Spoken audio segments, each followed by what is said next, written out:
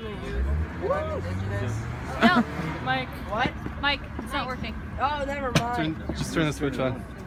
Oh, okay. I don't know how to work technology.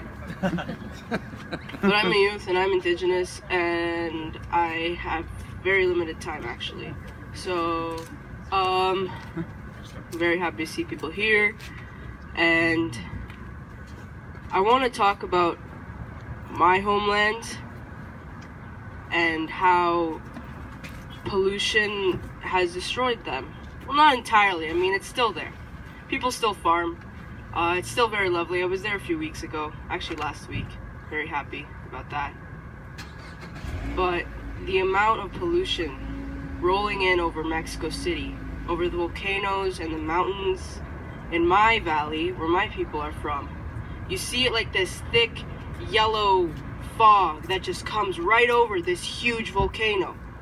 Right over, and it spills onto my valley.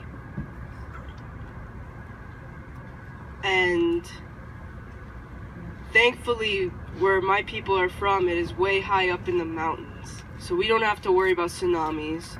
We don't have to worry about tornadoes, I don't think. I mean, it is a bit dry, but I don't think so.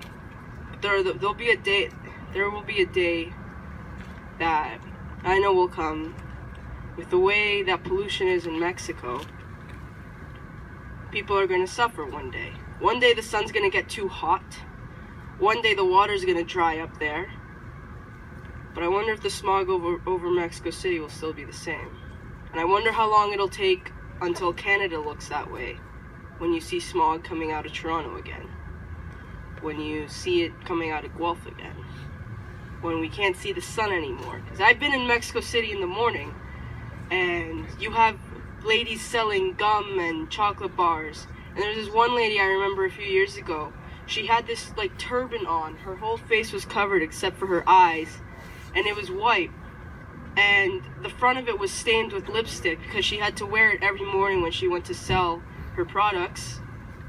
Because the smog was so thick she couldn't go outside without it. I think I have asthma actually because of where I'm born. That's why I can't breathe too well. And as the previous speaker said, we are very lucky where we are right now. I don't think we've had any dangers of tornadoes. I don't think we're ever going to see a tsunami unless some freak show over in the Great Lakes happens. There aren't any volcanoes around. There isn't that much pollution right now. There used to be. But that'll change unless something happens. Unless the government changes and unless they realize that it doesn't matter how many reusable water bottles we buy, it doesn't matter how much plastic we keep in one little jar, it doesn't matter any of that when it isn't the working man and it isn't the little people like us here, I don't like that term, but you know what I mean, that have created all this mess, that have created this pollution. It is the corporations, it is the bourgeois, it is the rich 1%, it is all those who can spend their money and throw it around and waste it in all these things. It isn't our fault. Of course, I'm not saying, go buy a bunch of plastic water bottles and do what you will. No, reuse, recycle, reuse, or whatever. I forget the name of the thing. But we have to remember who's to blame.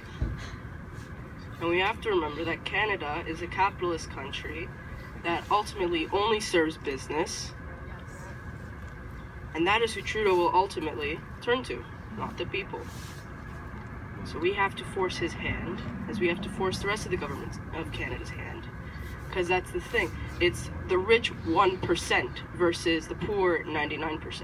Yes. Who's going to win in that fight? Thank you.